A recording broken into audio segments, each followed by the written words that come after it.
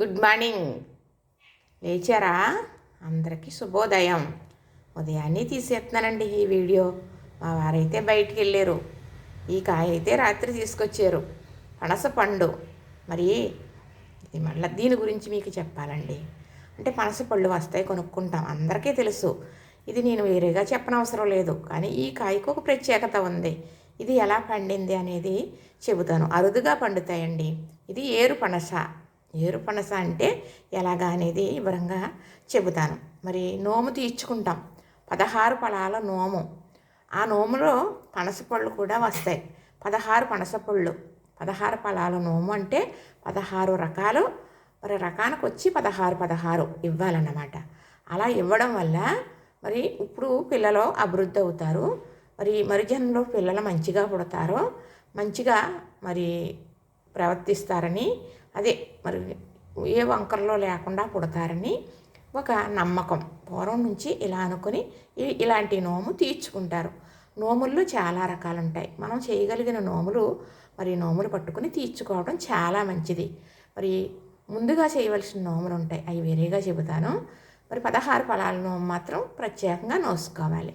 పనసపళ్ళు, మామిడి పళ్ళు, పంపర పనాస పళ్ళు, కొబ్బరి పళ్ళు అంటే పండు కొబ్బరికాయలు అని. 16 రకాలు రావాలంటే అన్నీ రావాలి కదా. ద్రాక్ష, ఏమో ఇంకా నిమ్మ పళ్ళు, డబ్బా పళ్ళు కూడా ఇస్తారు. కానీ అవి అయితే నేను ఇవ్వద్దు అని చెబుతాను. ఎందుకంటే వాళ్ళకి ఇచ్చేవనుకోండి, ఆనందంగా ఇంటికి పట్టుకెళ్ళి నలుగురికి పంచిపెట్టుకుంటారు, అది సంతోషం. డబ్బకాయలు అనుకోండి, అంతగా పంచిపెట్టుకునేది ఏముంటుంది, పుల్లగా ఉంటాయి కదా, అంత లెక్క చేయరు.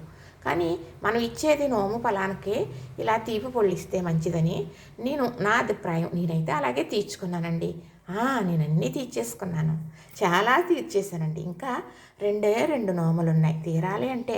చాలా ఆటంకాలు అడ్డుకొస్తున్నాయి, అట్ల వల్లే ఆగిపోయాను. కానీ అవి తీర్చగలనో లేదో, రుణపడిపోయి ఉండిపోయి జన్మకి దాచుకుంటానో తెలియట్లేదు. కానీ తీర్చుకోవాలి మాత్రం.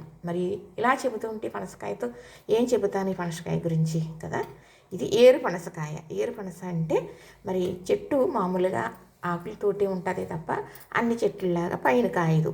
ఇది ఏరు పనసలు కాస్తాయని చాలామందికి తెలుసు. చూసిన వారు కొంతమందే, తిన్నవారు కూడా కొంతమందే. ఏరు పనస అనేది అరుదుగా ఉంటాయి, ఎక్కువగా ఉండవు.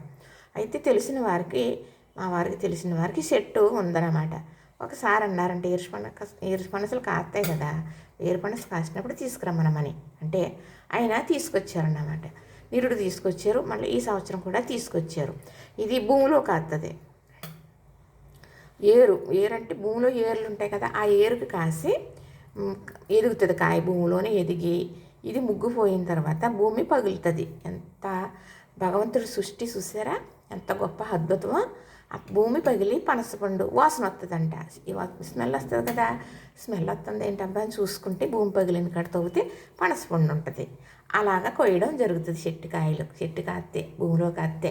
ఇదండి గొప్ప అద్భుతమైన పండు.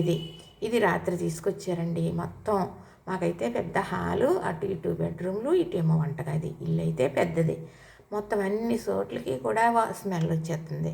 కాయ అయితే మాత్రం చాలా రుచి ఉంటుందండి, చాలా స్వీట్ ఉంటుంది. రుచి డిఫరెంట్ ఉంటుంది. ఇది అంతా బాగుంటుంది. కానీ అన్నీ తింటాం. ఒక్కొక్క ఫలం అనేటప్పటికీ ఒక్కొక్క ఆప్యత, దాని మీద ఉండే అనురాగం వేరేగా ఉంటుంది కదా. ఇలా పనసపళ్ళు బోళ్ళు తెచ్చుకుంటాం. ఇది ఏరు పనస. ఇలా పనసకాయలు అస్తమానం మీకు చూపించి ఏదో పెడుతూనే ఉంటున్నాను కదా. కానీ ఇది ఏరు పనస అండి. చక్కగా చూసారు కదా, నచ్చింది కదా, లైక్ చేయండి, షేర్ చేయండి, సబ్స్క్రైబ్ కూడా చేసేసుకోండి.